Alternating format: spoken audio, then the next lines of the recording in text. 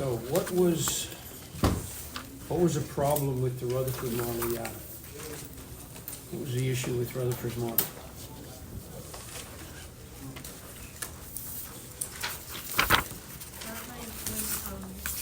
physics hasn't, like the science hasn't, caught up to his model. True, but what was it about classical physics that posed a problem to Rutherford's model?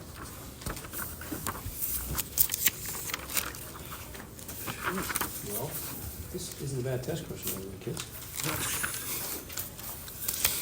According to classical physics, accelerating charges radiate energy. And you guys know from physics that velocity is a vector quantity, so if you speed up or slow down or change direction, you're changing velocity, right? So if we imagine an electron orbiting the nucleus, if it's orbiting the nucleus, it's constantly changing direction, correct? Therefore, it's an accelerating charge. According to classical physics, if that electron lost any energy, it would spiral into the nucleus instantly. It should lose energy because it's a charge that's changing direction. But it doesn't. There was a firm mathematical and experimental evidence for that to happen. A serious challenge to Rutherford's atomic model arose almost instantly. A very secure prediction of the physics available at the end of the 1800s was that accelerating charges should radiate energy. If an electron radiates any energy, it slows down. If it slows down, it collapses into the nucleus.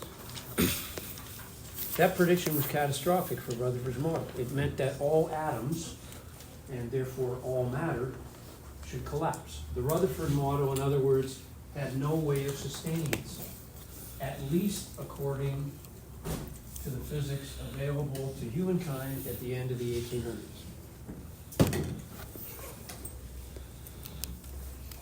Obviously, a significant piece of the atomic puzzle was missing, and even Rutherford himself was ready to abandon his view of the atom. Rutherford was a physicist. He knew full well that accelerating charges should radiate energy.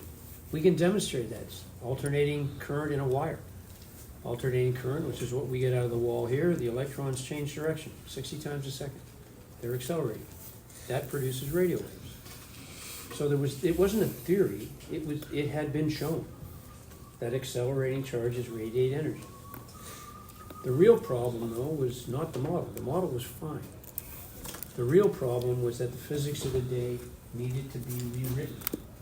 Not just modified, but rewritten to explain the behavior of electrons and atoms. That's the only problem. That's the problem at the end of 5.1, which we're going to solve today. That's the problem at the end of 5.2, which we're going to solve in 5.3.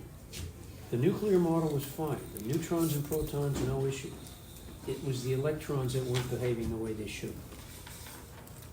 To begin to understand how the solution came about, we must consider the work of German physicist Max Planck, literally at the turn of the 20th century.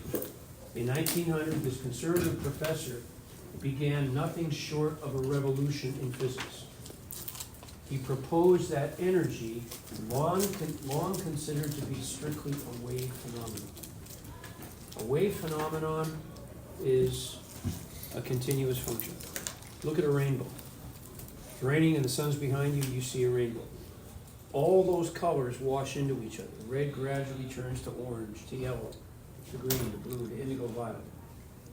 All of the energies in the visible spectrum play out as a continuous spectrum of color. Energy in the form of electromagnetic waves is exactly that.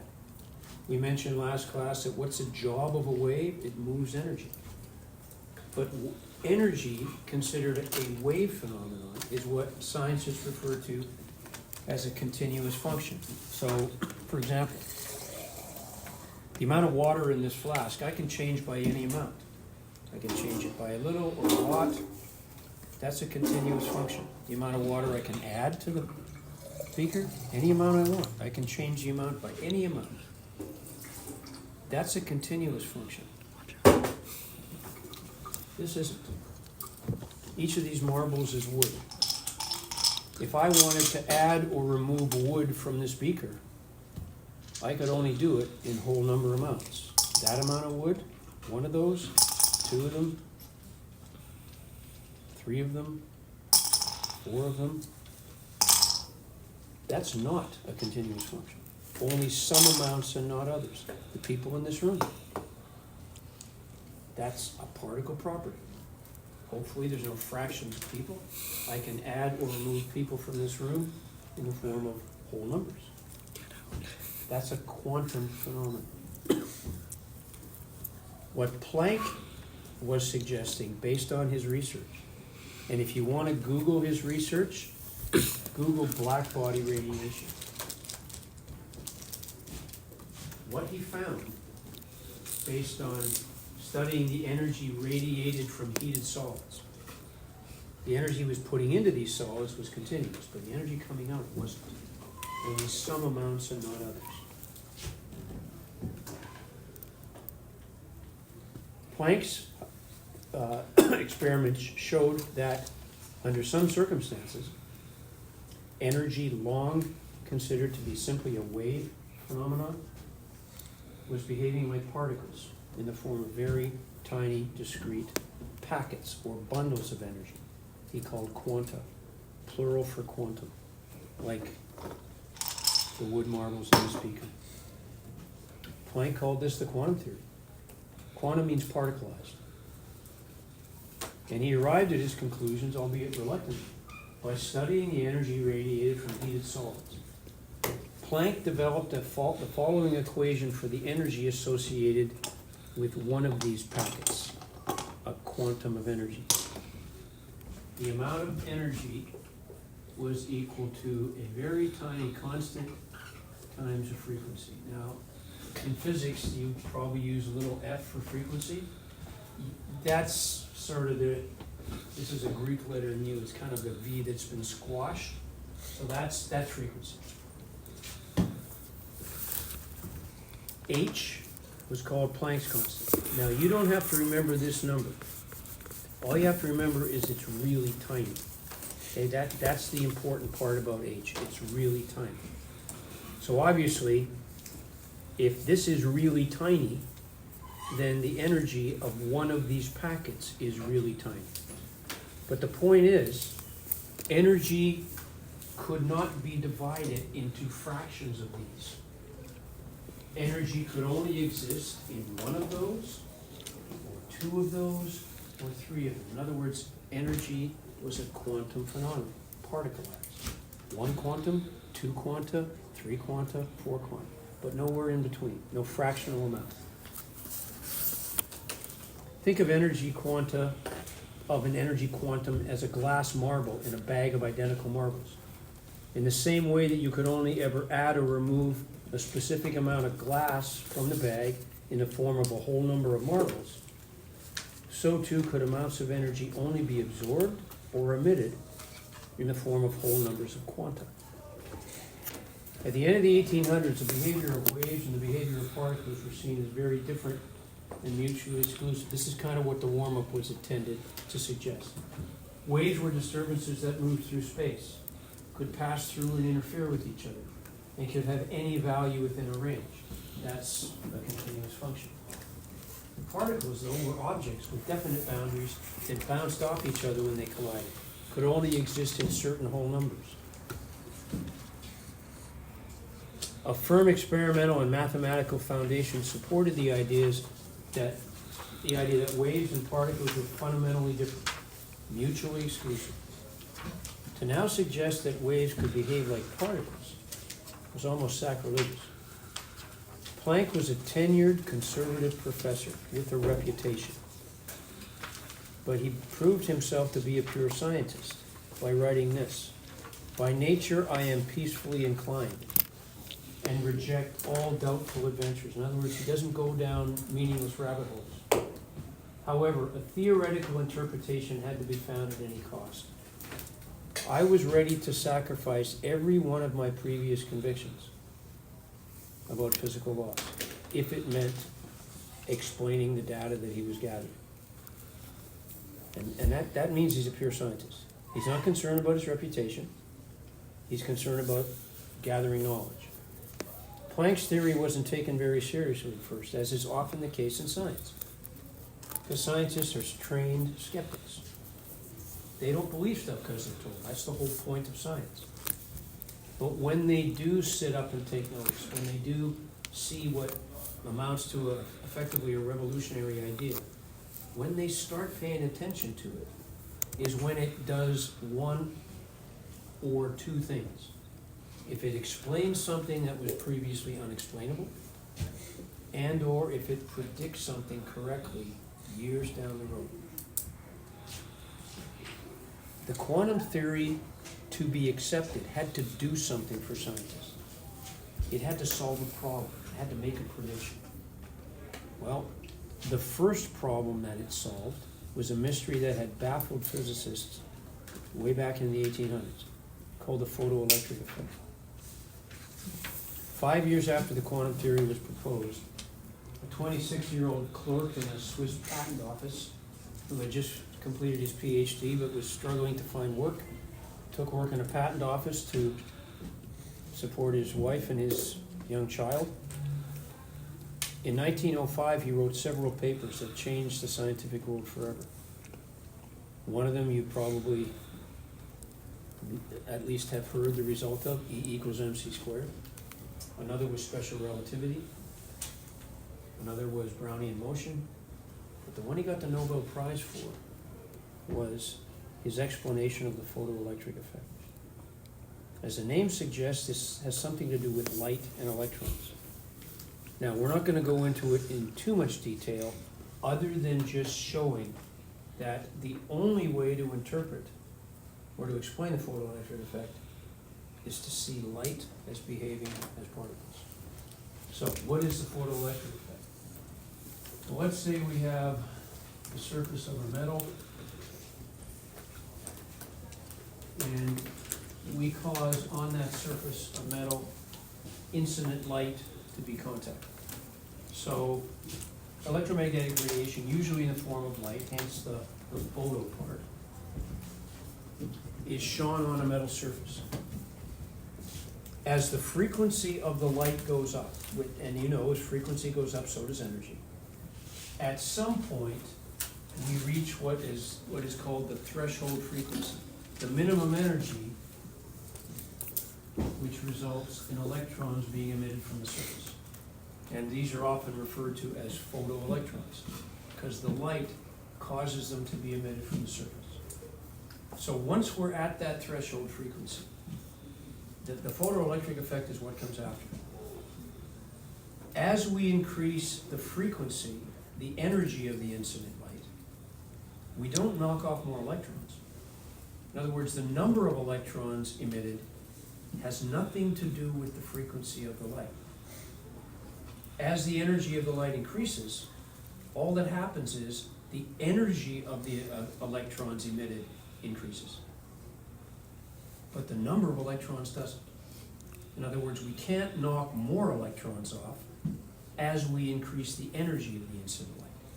The only thing that happens is the energy of the emitted electrons increases.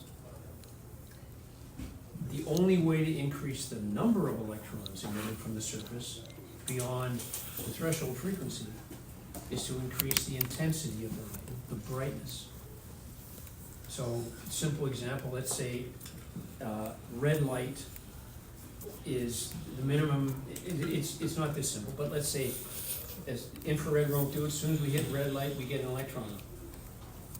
If we go from red light to green light, to blue light, to violet light, the same number of electrons come off. They just come off with greater energy. The only way to make more electrons come off is make the red light brighter. In other words, the intensity of the light. And if you want to use a wave analogy, that's the wave amplitude. Amplitude is intensity. So the only way to get more electrons to come off is increase the intensity of the light. Increasing the frequency does not change the number of electrons. The number of electrons is a function of the intensity. The energy of the electrons is only a function of the energy of the light coming in. Now, how does seeing light as a particle explain this? Well, let's imagine that this is maybe the edge of a counter or a tabletop. And let's say that on the edge of that countertop, I've got some bowling pins. Okay?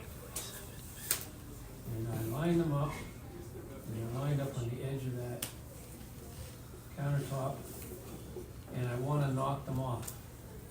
And I'm going to knock them off by maybe lobbing a cork at them. So here's my cork. And I lob the cork, hits one of the pins kind of does this. Pick the cork up, throw it a little harder, doesn't happen again. Pick the cork up, and finally I throw the cork hard enough that one of these pins gets knocked off, okay? Now I pick up the cork, put the pin back up here, and then I throw that cork even harder. Am I gonna knock more pins off if I throw it harder? I'm gonna knock the same pin off, it's just that the pin's coming off with more energy, right? What's the only way to knock more pins off? Throw more corks. So this is the packet of energy. And it was later called photons by Gilbert Lewis of Lewis structure theory. The only way to explain the photoelectric effect, that the number of electrons is only a function of the intensity of the light, is to assume that light's little particles. The only way to get more electrons off is to throw more photons. But you can't get more electrons off by energizing a photon. Just like you can't get more pins off by throwing a cork harder. You're just gonna knock the pin off harder. You're not gonna knock more pins off. Now, if light was a wave, that wouldn't be the case. Increasing the intensity of the wave, the brightness is the only way to get more corks off, more electrons off. But increasing the energy of the wave, if it was just a wave, should have the same effect. We should knock more electrons off if the energy of the wave increases. But that's not the case. Now, why does this matter? And why did Einstein get the Nobel Prize for that in 1921? Well, one of the big reasons is that the scientific community began to say, maybe Planck's theory is actually correct.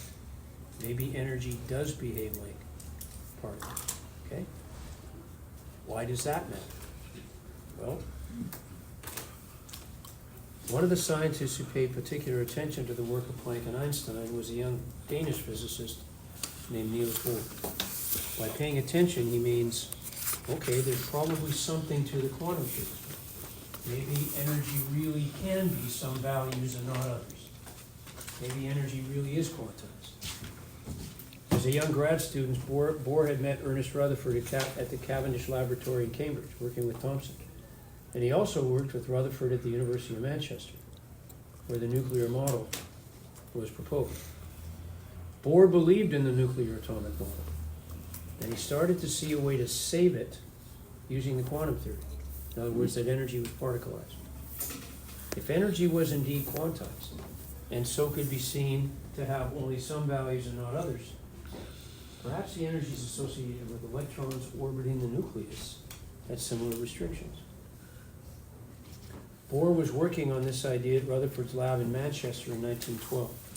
That's about a year after Rutherford proposed the nuclear model.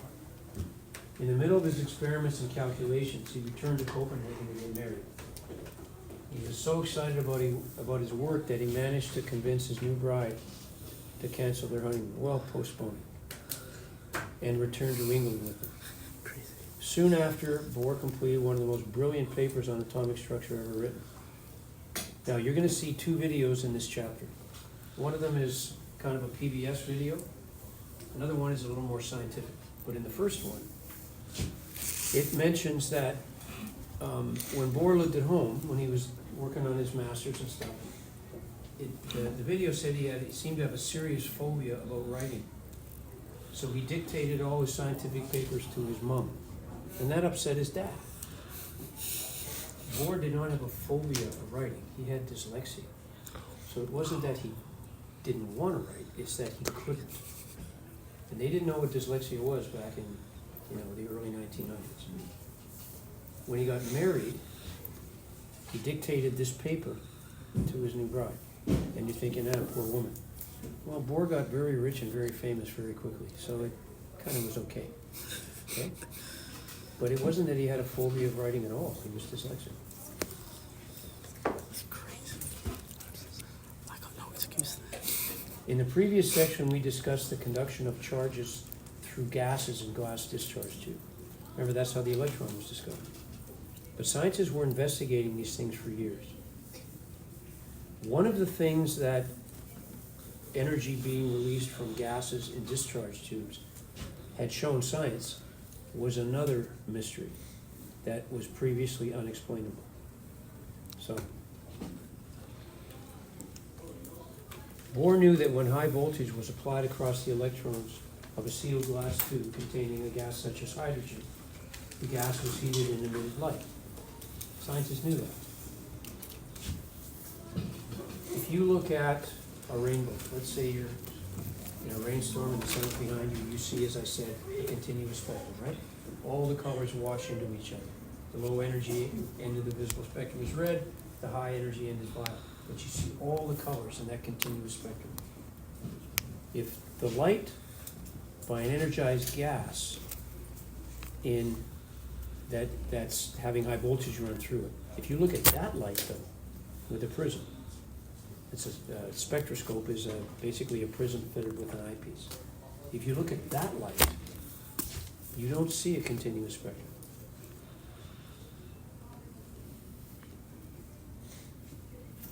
Bohr looked at this light through a spectroscope. A spectroscope is a device similar to a prism which separates light into its component wavelengths. But if you look at the light released by energized gases, what you see is a series of colored lines against a black background, not a continuous spectrum. You see only some colors and not others. Some wavelengths and not others. Some energies and not others. You can't really see it too well here, but if you turn the lights on, and of course your book isn't in color. But this is what you see whenever you look at the light released from hydrogen from a gas discharge tube. Without the spectroscope, it looks kind of like a pale violet. But when you look at it through the spectroscope, you see 4 lines.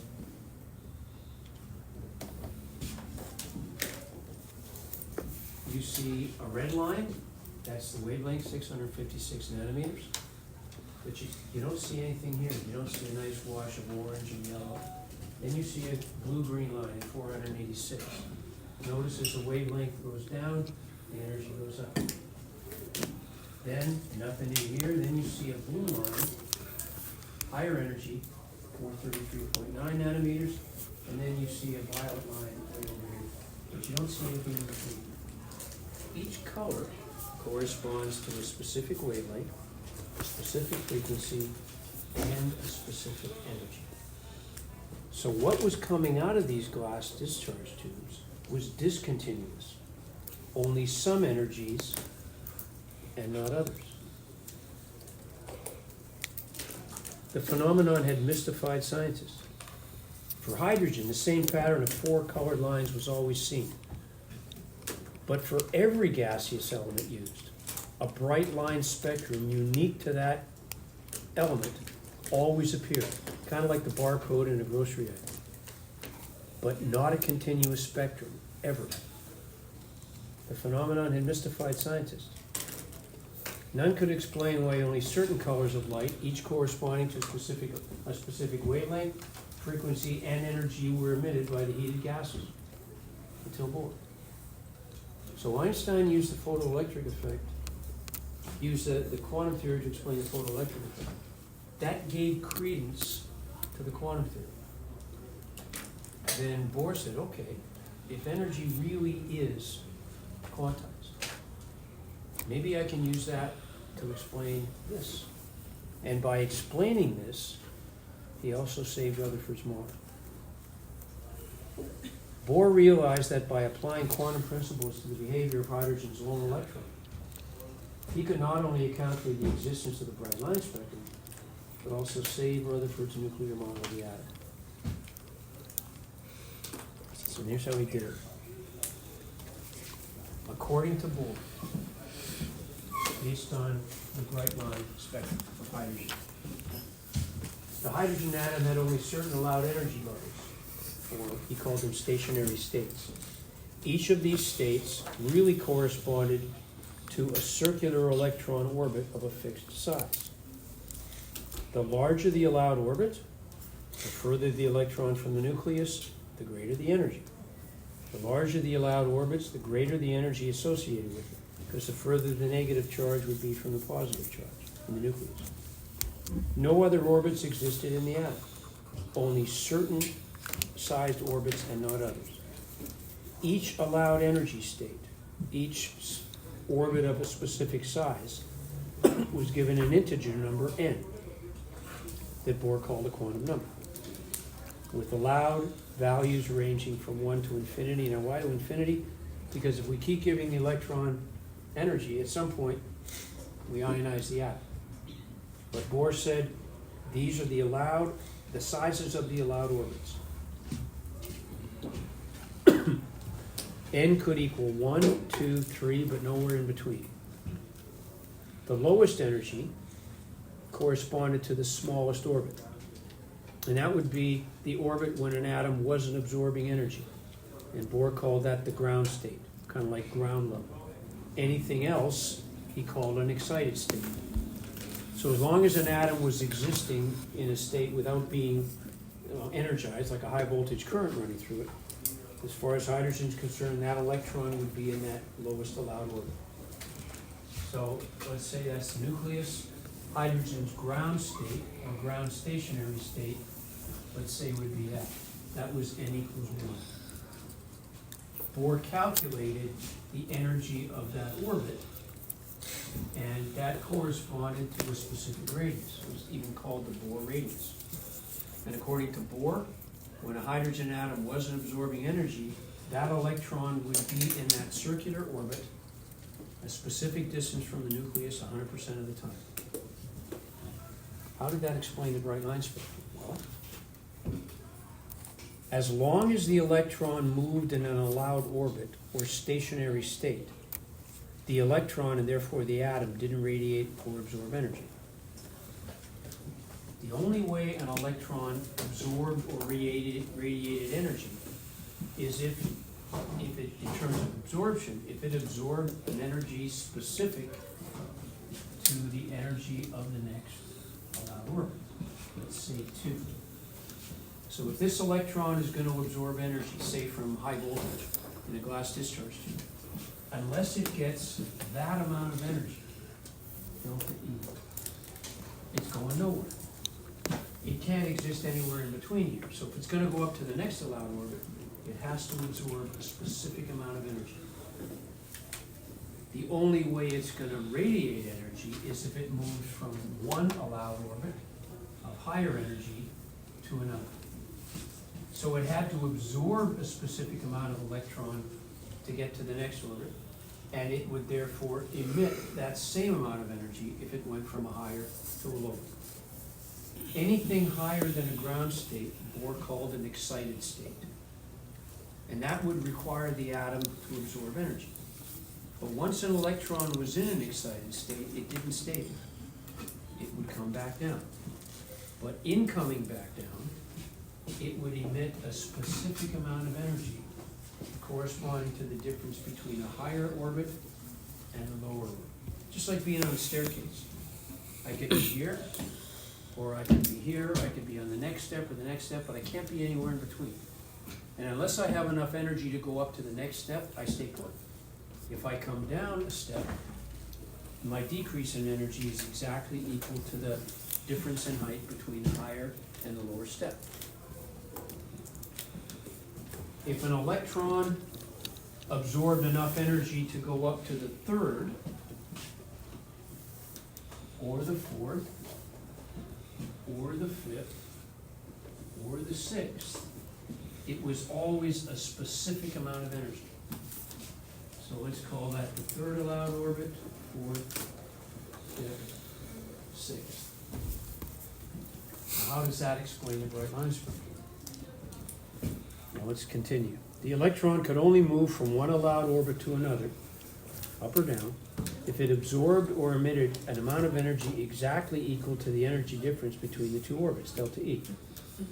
This meant that the hydrogen atom could only change from one stationary energy state to the other. Let's take a closer look. Postulate 1 employed Planck's theory by quantizing the energies associated with the electrons in a hydrogen atom.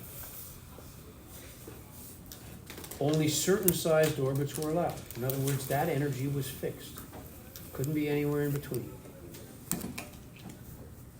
Think of the electron as a ball in a staircase. Just as the ball can only rest on any particular stair, and so have only certain amounts of potential energy and not others, so too is the electron restricted to only specific energies, and not others.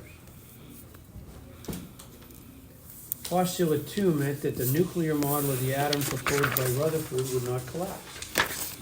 Because according to Bohr, if an electron was in one of these allowed orbits, it didn't radiate energy. And the obvious question would be why? Bohr didn't know. He didn't know why the energy levels existed.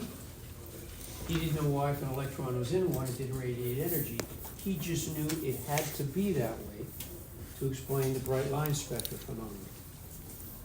Now let's talk about the bright lines. Bohr calculated the distance between 1 and 2, that energy difference. If an electron got enough energy to go up to 2 and was in that excited state, when it came down, it would release that specific amount of energy. Bohr calculated that that energy was too great for us to see. That's in the ultraviolet region. Anything down to 1 was in the UV region. So 2 down to 1, let's say an electron got enough energy to go up to 3 and came down to 1, too much energy for us to see. 4 down to 1, 5 down to 1, 6 down to 1. We couldn't see any of those because they're in the ultraviolet region. Bohr predicted they'd be there, but we just couldn't see them. But if something went up to 3, if an electron went up to 3, and instead of coming down to 1, came down to 2, that energy is what we can see. That's the red line. So that energy, that wavelength, corresponds to the lowest energy form of visible light you can see, red. 4 down to 2 corresponds to the blue-green line. Higher in energy, lower frequency. 5 down to 2, that's the blue line. 6 down to 2, that's the violet line. Now, notice that the energies get closer together as we go up. If we wrote in 7 here, 7's really close to 6. 7 down to 2 looks violet because there's not enough difference there. But those are the only 4 lines we ever see. What about something down to 3? Well, something down to 3, like 4 down to 3, 5 down to 3, 6 down to 3. That's energy too small for us to see. That's in the infrared region. So anything down to 2 is in the visible spectrum. 3 down to 2 is red, 4 down to 2 is green, 5 down to 2 is blue, 6 down to 2 is violet. Anything down to 3 is infrared. Anything down to 1 is ultraviolet. Bohr predicted all of those spectral lines would be there, and they were eventually discovered. Okay? So as I've said here, if an excited electron emits energy and drops to n equals 2, so 3 down to 2, from a higher energy orbit, the wavelength of the emitted energy corresponds to a particular color of visible light. 3 down to 2, that's red. 4 down to 2, that's blue. Or sorry, blue-green. 5 down to 2 is blue, 6 down to 2 is violet. This series of 4 bright lines in the visible spectrum is called the Balmer series. And if, on the next page, I explain why that is. In 1885, a Swiss school teacher named Johann Balmer found an equation that was able to determine the wavelengths of the lines in the visible portion of hydrogen's emission spectrum. How did he do it? He just put a ruler on the bright line spectrum, and he measured the difference between where the lines were. And he came up with an equation that mathematically related those lines. He didn't know what he was doing. The electron was still 12 years away from being discovered. So he didn't know about electrons. He didn't know about atoms, none of that, subatomic particles. But because he was the first person to sort of mathematically relate where these mysterious lines were relative to each other, that series of bright lines, the visible spectrum, is called the Balmer series. Now we have 5 lines here. This is anything down to 2. So red, it shouldn't be, rather, this is just black, because that's blue-green. That's blue, that's violet, but violet from 6 down to 2 and 7 down to 2 look pretty much the same. So there's really only 4 lines. The first scientist to detect the ultraviolet spectral lines was a guy named Lyman. That's called the Lyman series. And the infrared, Passion, anything down to 4. Sorry, anything down to 3, and bracket, anything down to 4. We can't see these because they're infrared. We can't see these because they're ultraviolet. Those we can see because they're in the visible spectrum. And if you want it done circularly, you can do it like that, but that's not the scale. And as the energy goes up, the energy differences get closer. Now what we have here are, again, I'll turn the lights off for a second. So here's hydrogen's bright line spectrum, and these things are wavelengths. Here's mercury. Now you might think, well, it makes sense that mercury has more lines because mercury has more electrons. Well, neon has far fewer electrons than mercury, yet there's far more bright lines. Every atom has a unique bright line spectrum, sometimes called a line print, like a fingerprint. What we have down here is hydrogen's absorption spectrum.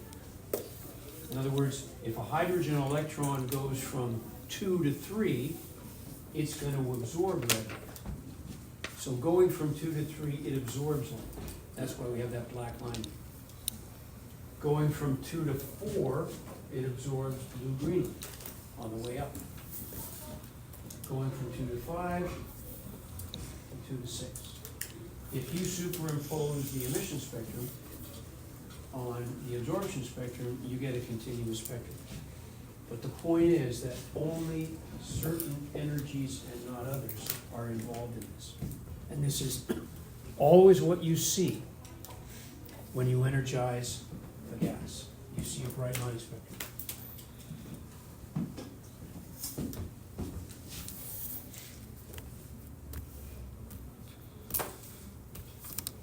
Bohr's model of the hydrogen atom was successful in explaining the mystery of the bright line spectrum. The fact that the energy levels existed, and the fact that the energies were quantized was only occurred to him based on having seen Einstein give credence to Planck's quantum field. The fact that it worked perfectly for hydrogen meant that Bohr was obviously on the right track. Bohr's model of the hydrogen atom was successful explaining the mystery of the bright line spectrum. His calculations worked for hydrogen and even calculated the radius of the orbit for hydrogens and electron in its ground state. In 1922, he was awarded the Nobel Prize in Physics.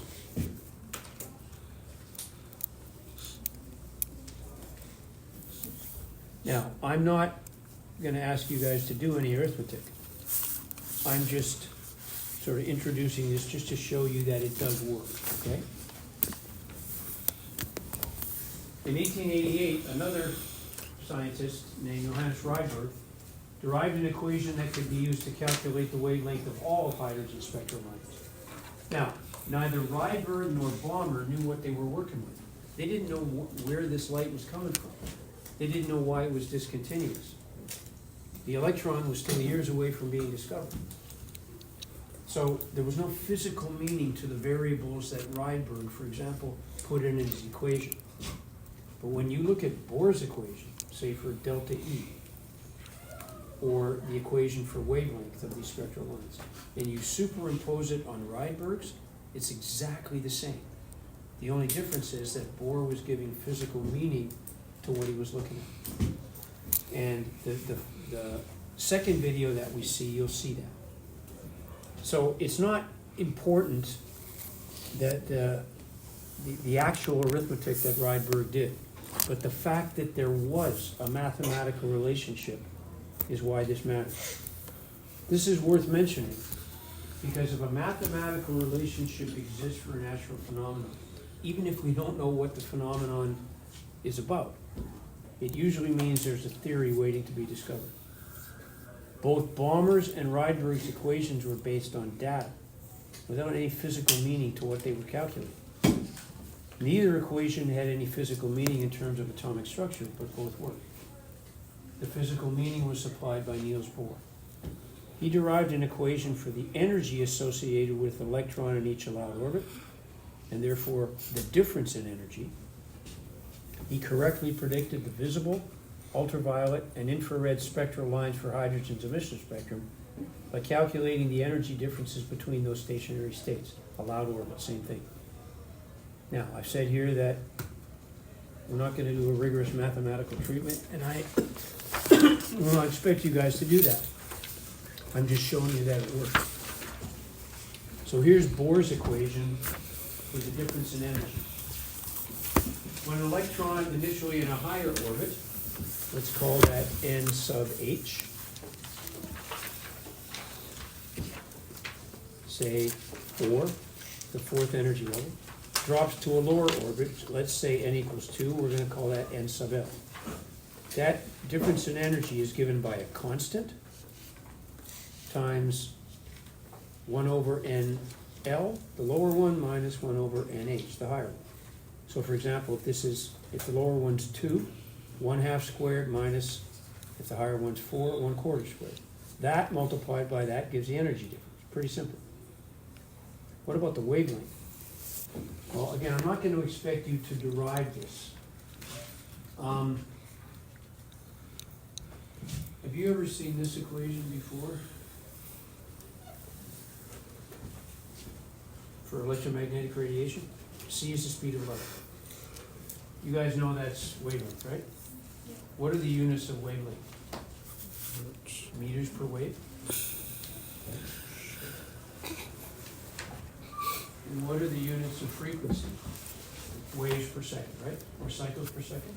So if you multiply wavelength by frequency, you get velocity, meters per second, okay? So, for electromagnetic radiation, the speed is the speed of light, all right? Now, you don't have to, I'm not gonna ask you to calculate this, but that's true, which means that we can write this frequency as c over lambda, correct? So if we take this equation, and because frequency equals c over lambda, then we can put that, if delta E equals that, and that equals c over lambda, then we can replace delta E with F, h times c over lambda, okay? And if we do that, and we divide both sides of this equation by this, we get this equation. Now, you don't have to do that, but I'm just showing you. Here we have something for calculating energy. Here we have something to calculate wavelength. So let's, for example, calculate the wavelength of the spectral line that would happen if an electron went from 4 down to 2, okay? So we're going to calculate this. Calculate the wavelength in nanometers of the spectral line seen when hydrogen's electron falls from 4 down to 2. So we're going to use this equation. B is a constant, H is a constant, C is a constant, so that whole thing's a constant, and that is this. Okay? Have you guys seen that before? You know that that equals that? So sum to the minus 1 is the same as 1 over the thing, right? Okay, so that's what that means. Let's use this calculation to calculate the wavelength. So we're calculating 1 over the wavelength. That's what's in the equation. So there's the constant. The lower one is 2, the higher one is 4. So there's the constant times that. And that gives us the inverse of the wavelength. So 1 over that gives us the wavelength. And nanometers, we multiply by 10 to the 9 nanometers per meter, and we get 486.0 nanometers. And if you look at this diagram, that's 4 down to 2. Okay, it works perfectly. Will I ask you to do that on a test? No, I won't. I'm just proving to you that it works perfectly. All right? To which you would say, well, I thought 5.2 ended with a problem. Well, it does, we're just not there yet. Notice how these questions don't look the same as they did in stoichiometry. There's no calculator here. It's just describe, explain, state, discuss. The only calculations are these 2 at the end, which I wouldn't give you on a test. Calculating delta E, calculating wavelength. Okay? Now, some students think, well, because there's not as much math, that this is easier. Not necessarily.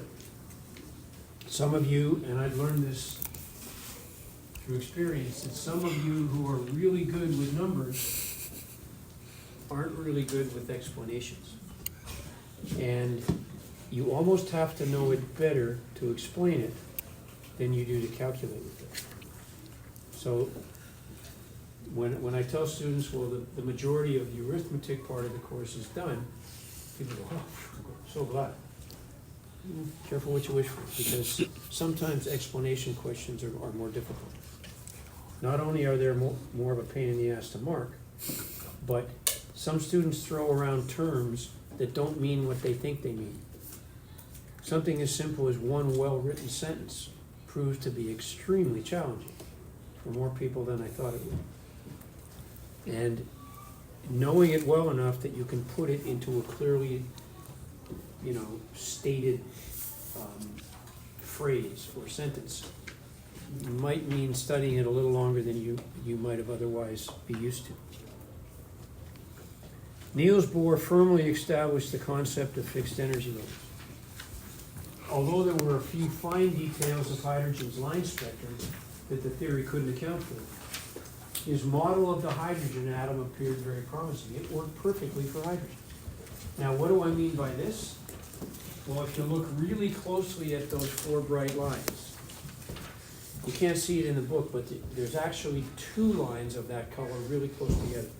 You call it the fine structure. Kind of like a little bit of a sort of a mini interference pattern. Bohr's theory couldn't account for that. But the fact that it was so good at predicting other things meant he was definitely on the right track.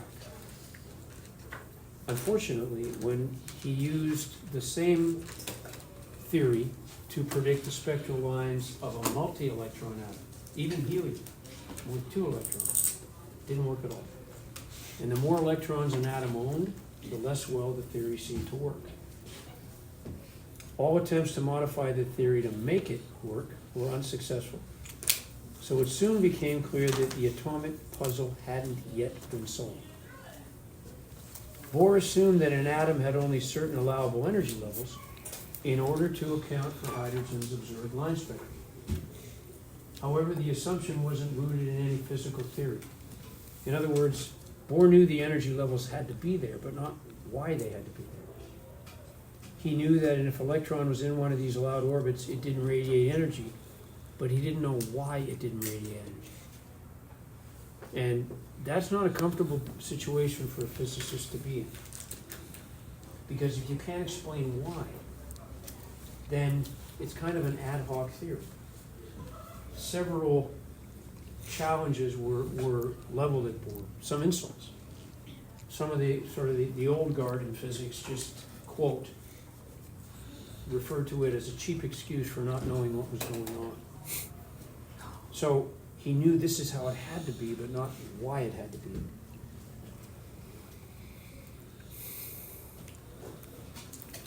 It appeared that a new theory containing some bold ideas might be needed. So there's the problem. It didn't work for multi-electron atoms, and Bohr didn't know why the things had to be that way. Why the energy levels had to be there, why the energies of electrons and atoms were quantized, and why electrons in one of these allowed energy states didn't radiate energy. The new theory was eventually called quantum mechanics, and it had its beginnings in 1923 with the ideas of a young French aristocrat. You haven't heard this guy's name before. Louis de Broglie had originally earned a degree in history, but he was trying to decide on a subject for his doctoral thesis in physics. He had just learned that a professor in Missouri named Arthur Compton had proven the existence of light quanta, later called photons, proposed by Einstein. A fascinating idea occurred to de Broglie. That's all it was. It was just an idea. He didn't have any data to support it. It was just an idea. If waves behaved like particles, which had just been proven, could it also be possible for particles to behave like waves? In other words, why can't the reverse be true? By proposing that matter was wave-like, the particles had a wave nature. As it turned out, de Broglie was also suggesting a reason or why, or theoretical foundation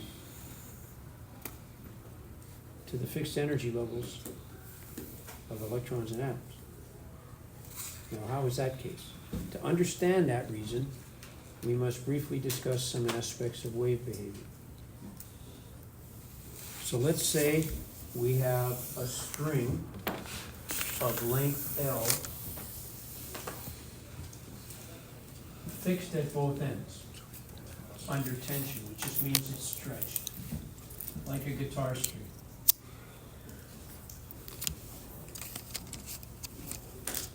Have you, those of you that are in physics, and I think that's most of you, ever heard the term standing wave? Standing wave, as the name might suggest, is a wave that appears to stand still.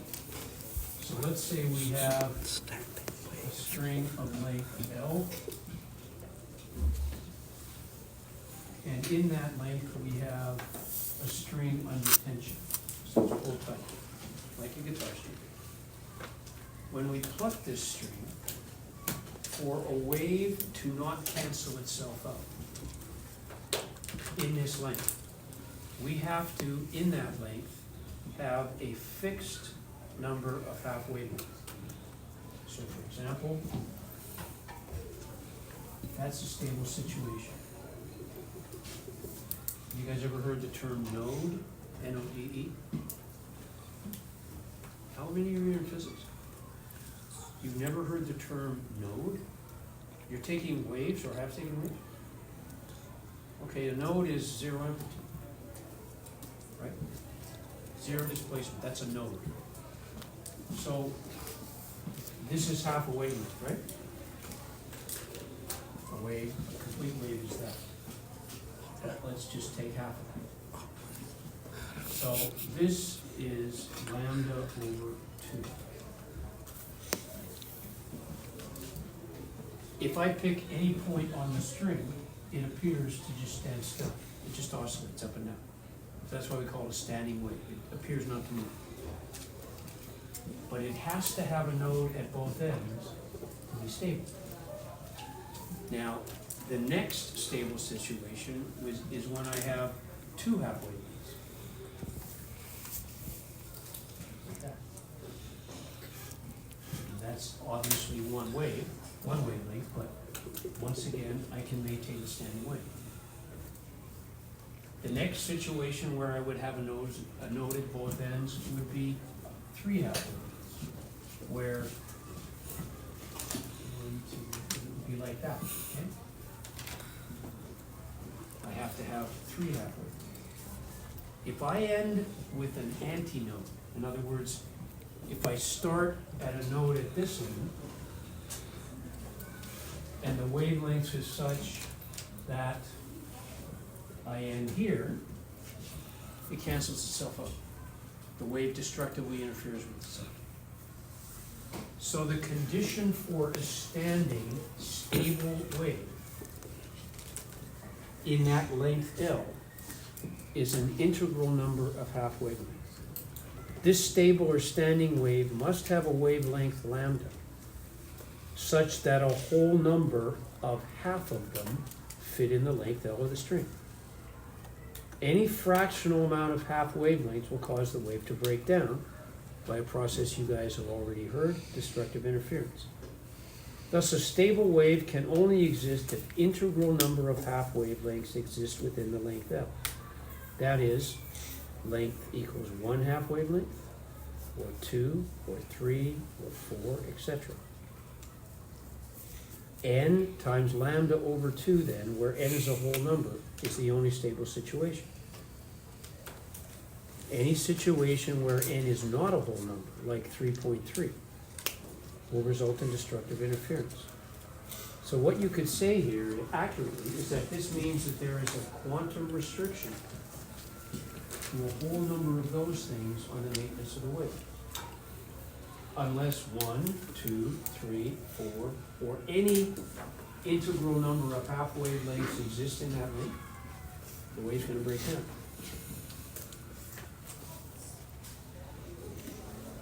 So there's a better diagram than I drew. There's a guitar, okay?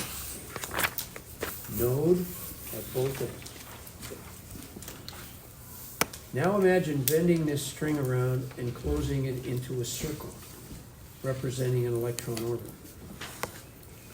De Broglie considered what the requirements would be for a stable orbit if electrons did exhibit wave motion. He proposed that the only stable electron orbits were those whose size and therefore energy, remember the bigger an orbit gets, the more energy that electron in it has, allowed for standing electron waves to be maintained. Orbits of any other size would cause the electron wave to break down, cancel itself out. So if we bend that string into a circle, here we have a stable situation. 3 wavelengths, 6 half wavelengths. That wave can maintain itself. And all it would appear would be that the wave would simply oscillate. Okay? If the orbit gets bigger and we accommodate 5 wavelengths or 10 half wavelengths, that's also stable. But if we can't accommodate an integral number of half wavelengths in however big that orbit is, the orbit can't exist because the electrons would cancel themselves out. So, in the case of a guitar string, the condition for maintenance of a standing wave within a string of length L is a whole number of half wavelengths. A condition for maintenance of a stable electron orbit, a circular standing electron wave. That's why there are only allowed some energy states and not others. An important consequence then of prescribing a wave nature to the electron is that it suggests a reason for the electron's quantized energy states proposed by Bohr. In other words, why? The only allowed orbits for electrons, and he labeled those orbits 1, 2, 3. The reason they were those sizes and therefore those energies is because those were the only ones in which we could accommodate a standing electron wave. Now Bohr didn't see the electron as a wave, he saw it as a pure particle. But he couldn't answer why those energy levels were there, why those orbits were there. De Broglie said you can't if you're treating the electron as a pure particle. But if you treat it as a wave, you can. That's a good test question. How does de Broglie's hypothesis suggest a reason for the allowed energy states of electrons proposed by Bohr. Simply put, the only allowed energy states or orbits for electrons and atoms are those whose size and therefore energy can accommodate a standing electron wave. That's the reason. If you can't maintain that, the wave cancels itself out. Particles aren't supposed to do that, but waves can. In his PhD thesis, de Broglie derived an equation to actually calculate the wavelength of a particle, math that had never been suggested before. And to do it, he put two famous equations together. There's Einstein from 1905, and here's Planck from 1900.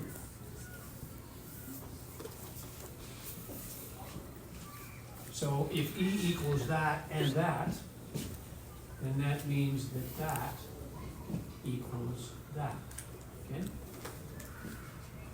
And if we remember this thing again,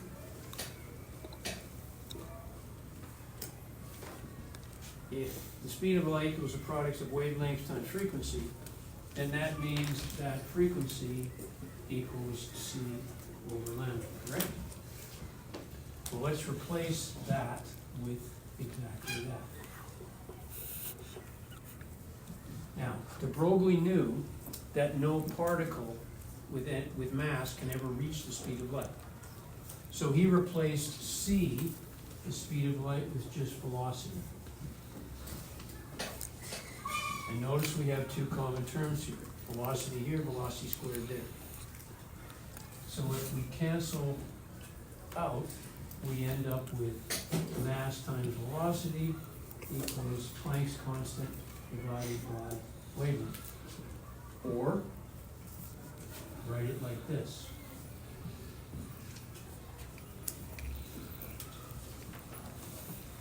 That's de Broglie's hypothesis. Okay? You don't have to derive it, you just have to appreciate its significance. This is de Broglie's equation, and it's significant for several reasons.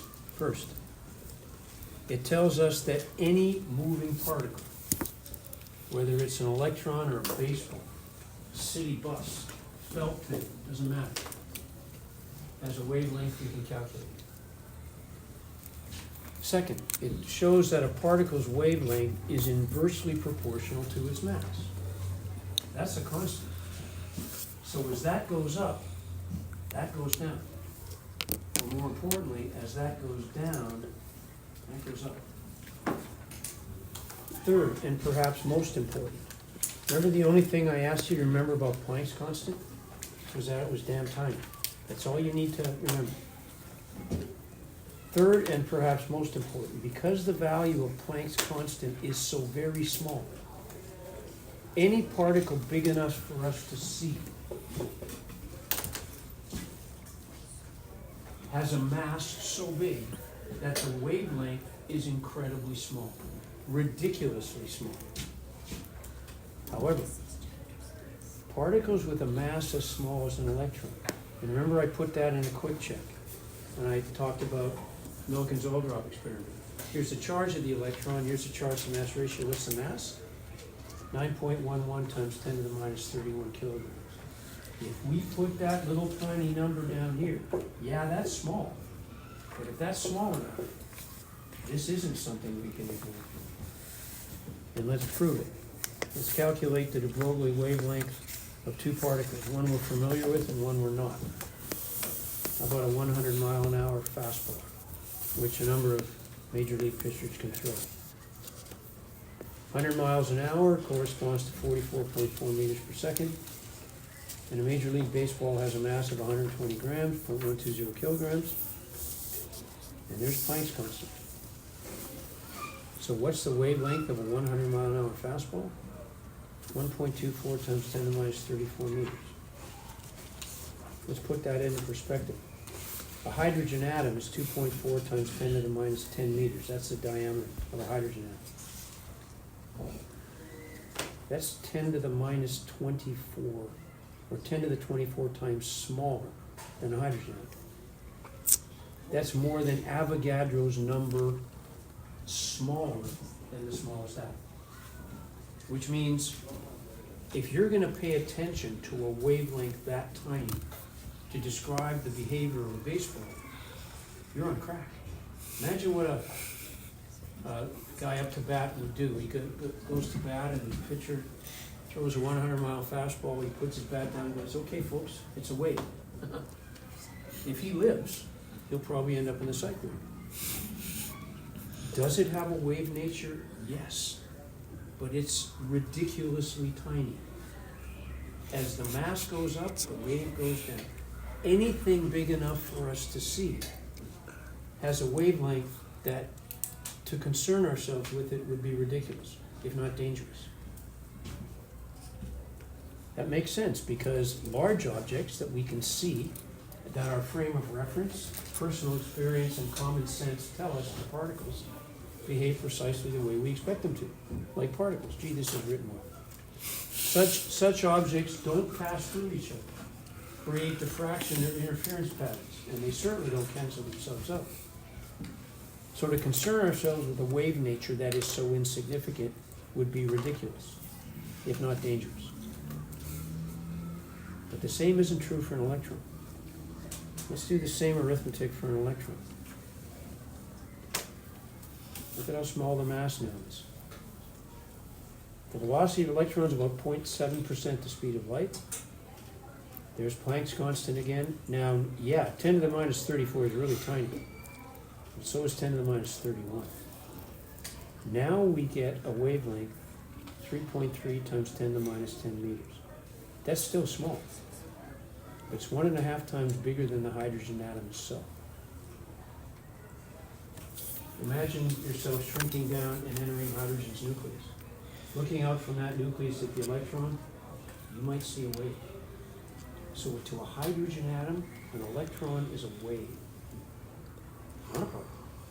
Does it have a particle nature? Sure, it's got a mass we can calculate. But it's got a wave nature that is so significant that if we choose to ignore it, then any attempt to correctly describe the behavior of the electron is doomed to failure.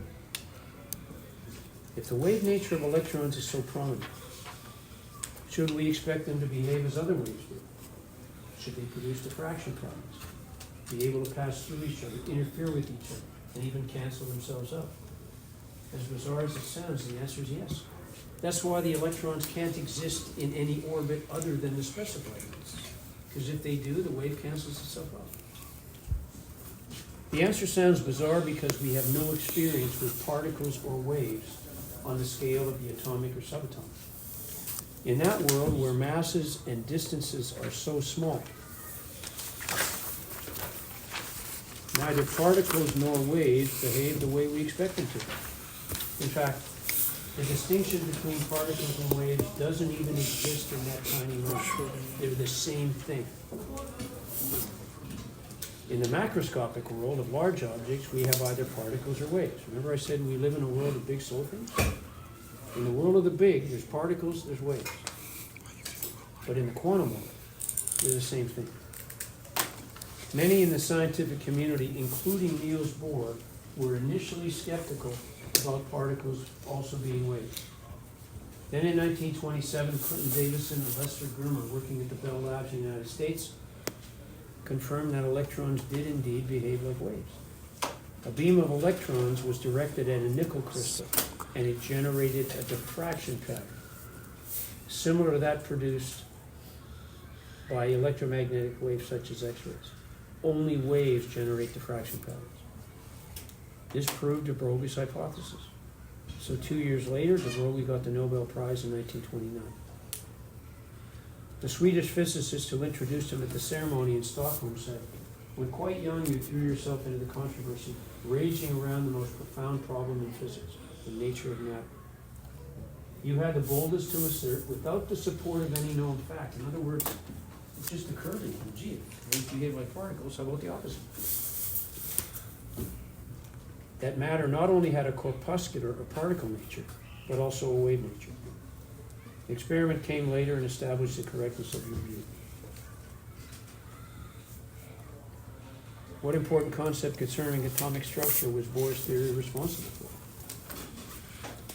Well, the energies of electrons and atoms are quantized. Okay? He quantized the energies associated with electrons and atoms. Didn't know why, but he did that. And even our modern understanding of the atom still has that as postulate number one. The energies of electrons and atoms are quantized. That was Bohr's theory, but he didn't have a because after it. We now have a because of their wave nature. What does that mean? Well, the only allowed energy states for electrons and atoms are those in which we can maintain a standing electron layer. Now, we'll get to that near the end of the chapter. We're going to summarize quantum mechanics in 3 postulates. Why did Bohr's atomic model need to be replaced? Well, because it couldn't predict behavior of electrons for multi-electron atoms. Now, ask yourself, why not? Why do you think Bohr's model didn't work for multi-electron atoms? Assuming the electron has a wave nature. What happens when waves are in the same vicinity of space? What do they do? Starts with an I. What do waves do when they're in the same vicinity in space? Don't they interfere with each other? Particles don't. But waves do.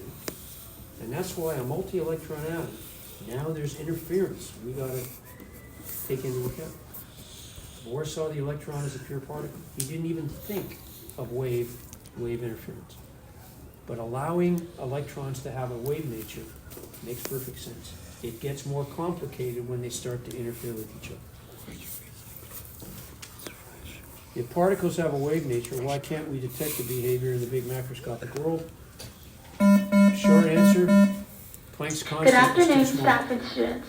Yeah? Let us prepare ourselves for grace before lunch. Because that's In so the name of the small. Father, the Son, and the Holy Spirit. For macroscopic objects, Bless us, O Lord, ridiculous. and these your gifts, which we are about to receive from your bounty, through Christ our Lord. Amen.